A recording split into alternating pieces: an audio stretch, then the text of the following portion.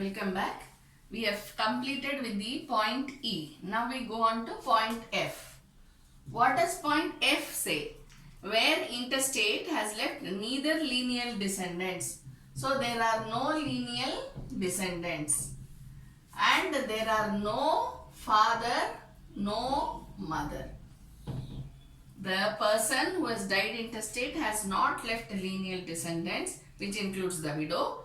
They have not left, the person has not left any lineal descendant, the person has not left any father, mother, anybody. Okay? In that case, who will come? Who will get the property? The brothers and sisters will get the property in equal shares. As we have already seen, brothers and sisters, if any one brother or sister, someone is dead, then their lineal descendants will get the equal share. This we have already seen in the previous portion.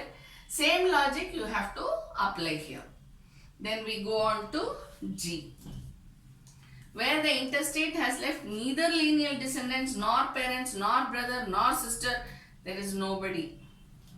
No lineal descendants, no mother, no father, no brother, no sister, nobody is there. Okay? Then whom will it go to?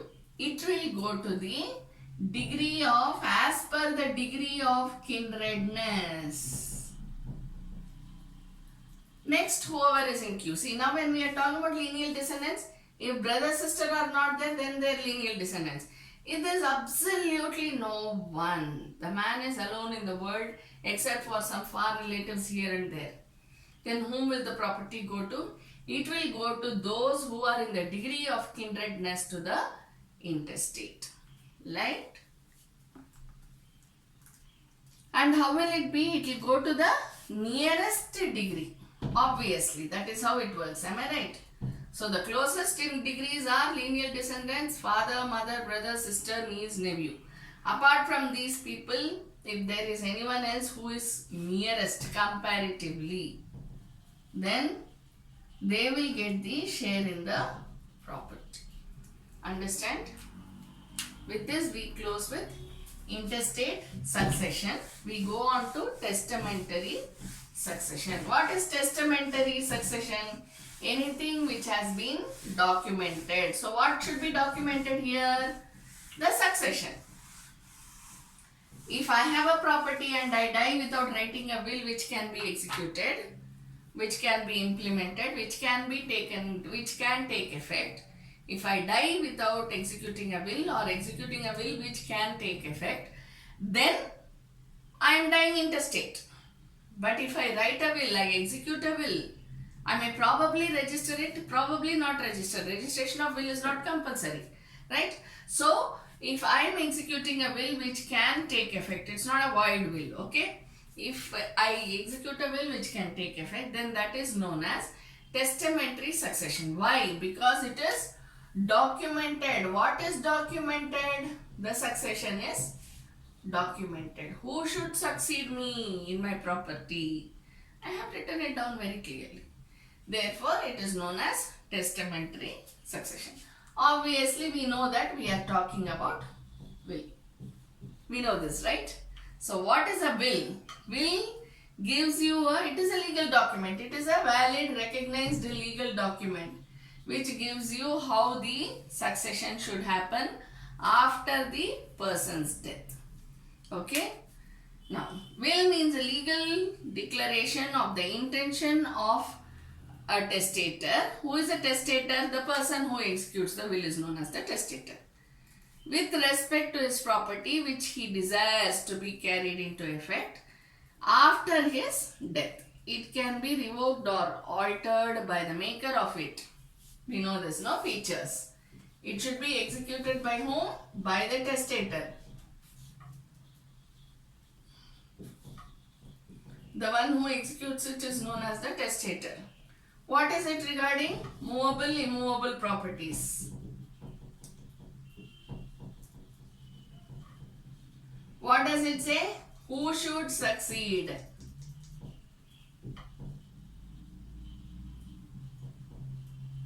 We have all sorts of provisions, right? And then what else is given there?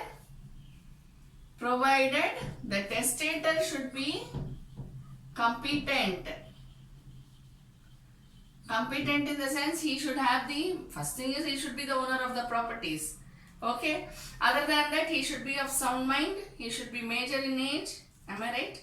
So all this comes under the necessities for will. Okay. Now we will go on to competency to make a will. Who is competent to make a will?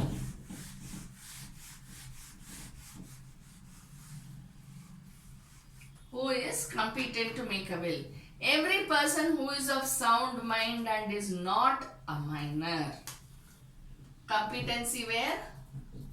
He should be of sound mind and not a minor. Number one. Sound mind. Very important. Why? Because if it is sound mind, if it is not sound mind, if a person is of unsound mind, then we know that it becomes a void in nature. Okay. Then any married woman can make a will of any property which she could alienate during her lifetime. So there is nothing that married woman cannot make a will. Married woman can also make a will. Number 3, persons who are deaf or dumb or blind can make a will provided they are able to know what they do by it. Deaf, dumb, blind. See, these are all physical incapabilities. Okay. They can also make a will provided they understand that what they are writing is right. Correct? So they should be in a position to analyze and write it down. See, deaf, dumb and blind, there are many chances of getting duped. So in order to make them very safe, this provision is given. A person who is ordinarily insane may make a will during an interval in which he is of sound mind. So ordinarily insane. That means what? Usually he is insane. He can make a will when? When can he make a will? When he is of sound mind. Okay? You have all seen the movie, watched the movie Gajini. Right? So in that, the actor, the hero, whoever he is, most of the time he keeps forgetting who he is and all of a sudden he regains the consciousness. It's about a temporary memory loss, right? Partial memory loss, intermittent memory loss. Okay? So in that case, when can he make a will? If that hero has to make a will, when will he make a will? When he is of sound mind. Ordinarily he is insane, but when he is of sound mind, during that particular time he can make a will. Okay? Then next we go on to the next one. No person can make a will while he is in such a state of mind, whether arising from intoxication or from illness or from any other cause, that he does not know what he is doing. Okay? So any person can make a will while he is of such state of mind, whether arising from intoxication. If he is intoxicated, then he cannot make a will. Understand, intoxication can be by alcohol or drugs. We know this, am I right? So it can be either by alcohol or drugs. So anyone who is intoxicated cannot make a will. Anyone who is under such illness, whether arising from intoxication or whether arising from illness or any other cause, the person is of unsound mind. That is all clear. The reason for the insanity is not to be dug out. The person who is of unsound mind, the reason for that unsound mind is not of any criteria at all. You understand? The reason for a person to be of unsound mind is not the criteria here. Only thing, when he writes the will, that's the criteria. Once the intoxicated person comes out of the intoxication mode, then he can write a will. An insane person who is ordinarily insane can write a will when he becomes of sound mind. So it is like that. Okay. So reason for being of unsound mind is not of any importance at all. Clear? Then next we go to the next topic, execution of will. The testator should sign or fix his thumb impression. How do you execute a will?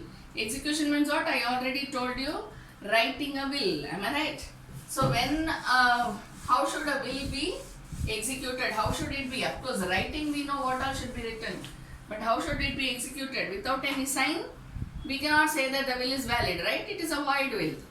So how should it be executed properly?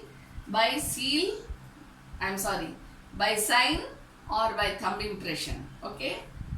It should be signed by some other person in the presence and by his discretion. Either the testator should sign and fix his thumb impression, or any other person should sign it in his presence. Okay? The signature or mark of the testator or the signature of the person signing should appear clearly and should be legible. It should appear in a manner that is appropriate and makes the will legal. See, when I am going to sign, suppose I am putting such a signature, okay, and I take a pen which is not at all in a proper writing, it doesn't have a proper ink, it's very slight. So how does it come? Something is, this is also dark, maybe it comes very light, okay, and we are unable to make out that there is a signature of the testator or anyone signing on behalf of him under his instructions and in his presence. Then if that seal or if that sign or if that thumb impression is not visible, then it does not become a legal document. Okay, then the third one, the will should be attested by 2 or more witnesses, each of whom has seen the testator sign or affix his mark to the will, or has seen the other person sign the will in the presence and by the discretion of the testator, in the presence of the testator, okay, or has received from that testator. See, why do we read? See, will means if I have property, I am the one who is writing the will. I should obviously be the person who is signing. But here you have a provision saying that the other person may sign if the testator instructs him to do so in the testator's presence, right? So how can it be possible? See, for example, when we are doing the Indian Succession Act in a little while, we will see about the armed forces. Okay, those who are in the border areas and all that, how do you think they will write a will and then they will say, this will is mine, who is there to execute, who is there to give witnesses? Sometimes they may be on the brink of death. See, they belong to the armed forces, we respect them a lot, right? So they themselves don't know how long they will live. So if in the brink of death, at the edge there, and if they want to say that, okay, let all my property go to these people who are in my house, my family members, then do you think they will have the time to sit and write and execute and all those things? No. What will happen? They may dictate, such a will is valid, okay, just remember. They may dictate the contents of the will to the person who is nearest to them, and that person shall affix his signature and say that whatever I have written here is true. Understand? So this provision is given, therefore you have the other person who signs it on behalf of the testator in the presence of the testator or under the instructions of the testator. Clear?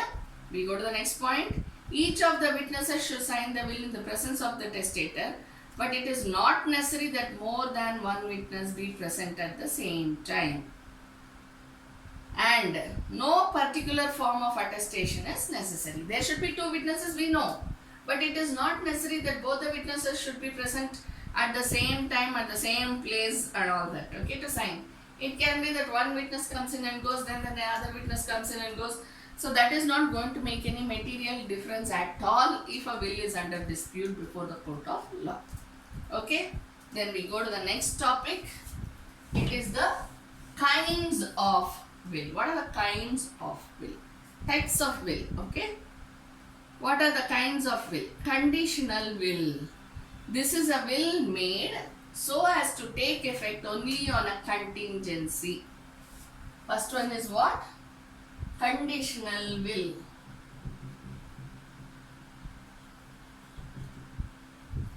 Only upon contingency. What is contingency? We know what's a contingent contract. Please apply the same logic over here. Happening or not happening of a specified future event. Right? So the will shall take effect only upon the happening or not happening of a specified future event which is written as it is written in the will. For example, the operation of the document may be postponed till after the death of the testator's wife. See, when we write a will, okay, whether it is a joint will or a single will, sole will, whatever it is, okay. So probably the person who is dying, after me it will be my wife who will succeed to all my properties. After my wife, which I go to all these people. Then when will the will take effect? Will take effect automatically when wife succeeds. But when will it take actual effect in whole? The whole effect of the will be taking effect only when it comes to bequesting for all these people. Okay? Then the second one, joint will. Where two or more persons want to write a joint will. See, most often than not nowadays, for the purpose of tax or whatever reason it is, people take properties in the joint names, right? Mother, father, or maybe father, son, daughter, father, whatever it is, husband, wife. So it is always in the joint name. So what do they prefer? They will write a joint will saying that my share will go to the husband, my share will go to the wife. That is how we do, okay? So joint will, two or more persons, anyone who is a co-owner, okay, may make a joint will. It will take effect as if each has properly executed a will as regards his own property. Why? Because in the joint will, even though there are two or more persons, each one will be talking about their own share. If I am writing a will along with my daughter or my husband, I will say about my share of the property only. Whereas the other person who is in the joint will, we talk about his or her share in the property. We cannot take it as a whole and write a joint will. Okay? If a will is joint and is intended to take effect after the death of both, it will not be admitted to probate during the lifetime of either. Probate certificate, yesterday we were doing it, right? So, if it is a joint will, then till both of them are dead, there cannot be a probate. Only after both of them die, then a probate may be granted. Third type of will, mutual will. A will is mutual when two testators confer upon each other reciprocal benefits, as by either of them constituting the other his legatee. That is to say, when the execution fills the roles of both the testator and the legatee towards each other. So mutual will is what?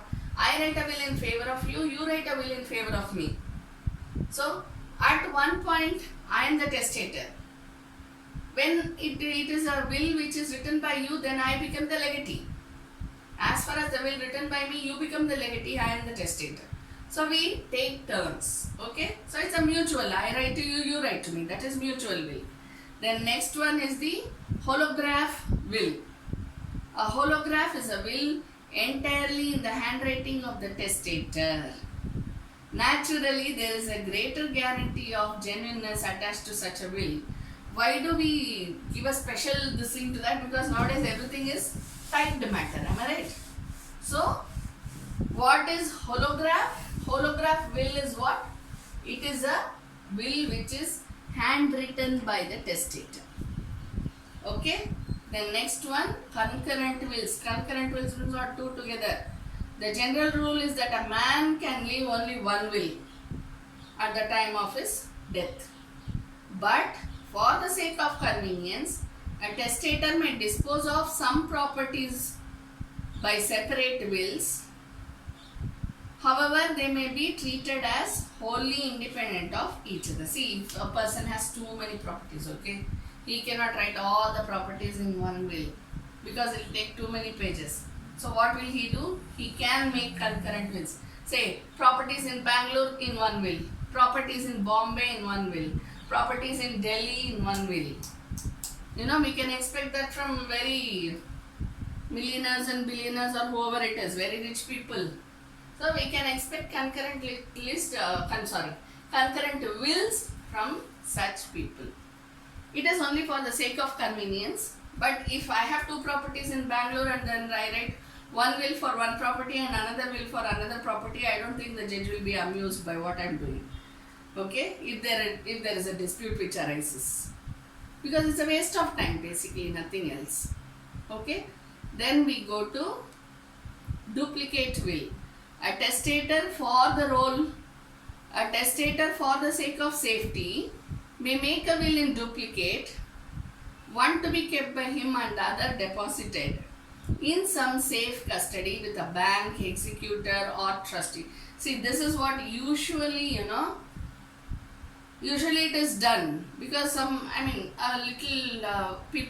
certain section of people who are very scared about everything, they do this.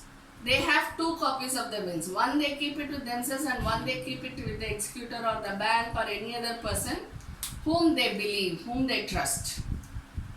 Okay, in such a case, the duplicate will, of course, when you are making a duplicate will, this should be signed and marked exactly in the same manner as the other one. Otherwise, it doesn't hold any validity. Next, we go to the last one, onerous will. Onerous will is a will which imposes an obligation on the legatee that he gets something until he accepts it completely. Onerous will is very interesting, okay? What does onerous will say? He has to accept it completely. When we say completely, you should be a little philosophical in this manner. Why? Because the debts, the assets and the liabilities together fall on the person on whom it is bequeathed. Okay? So, if I am giving an onerous will, I am writing an onerous will. So, I am bequesting it on behalf of my daughter or son or maybe grandchild or whoever it is. Then in that case, if it is an onerous will, I will write a condition. Provided you pay all my debts, I am giving you my entire property. I am giving you my entire property, but what you should do with the property that you are getting, you should pay all my debts. If you are ready for this, then you accept my will. Otherwise, don't bother. Okay? So, where an onerous will is written, the person upon whom the property is bequeathed should accept it completely. What is completely? Assets and liabilities should be equally accepted by the person. Usually, will doesn't talk about liabilities, am I right? It is only about bequeathing properties to people whom they like or children or something like that. But onerous will is a little different. It's very interesting actually. Okay, then we go to the next topic, registration of a will. Registration of will is not compulsory, right? And if it is registered, then of course the state, whatever is the state's stamp duty, that has to be taken into consideration, and the will shall be registered with the sub-registrar's office. Okay, then we go to wording of a will. Section 74 of Indian Succession Act lays down that the use of technical words in terms of art is not necessary in a will, but the wording should be such as to clearly indicate the intention of the testator. There is no need, just like how the judges write the judgment, they don't use any flowery languages and all that. They should not, right? So, you as future judges also will be doing the same thing. There is no need to show off one's vocabulary in a will, right? Only the intention of what we want out of the will needs to be written. So, even if there is no grammar or anything, it's okay, provided it gives you a clear intention of the testator. What you have to do with the will after the testator dies? If the clear intention is given, that's enough.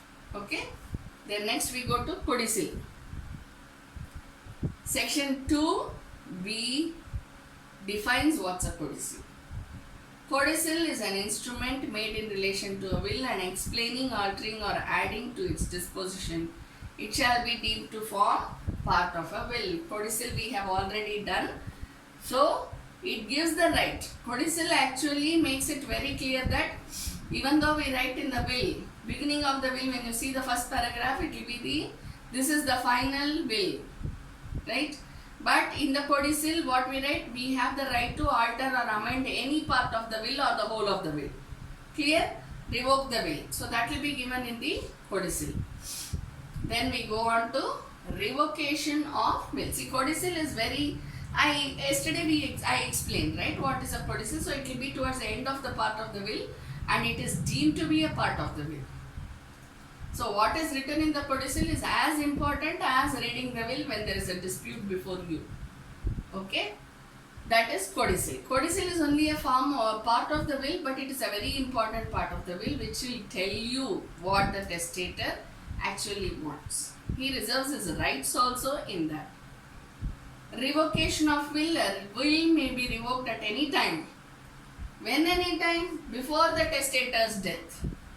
Right? So only when if there is a will which needs to be altered or amended. Suppose I sell one of the properties and only two more properties or one more property is remaining with me. But I have written a will for both the properties. Now I should amend, I should alter. Right? So what I will do? I will revoke the earlier will and then I will write another new will. Understand? So in order to alter or amend the will, I have to write a new will. But in that new will when I am writing, I will say the earlier will dated so and so. If it is registered, then I will give the details of the registration before the sub-register. I will give all the details and then say it stands cancelled as on date of this will. Okay, that is revocation of will.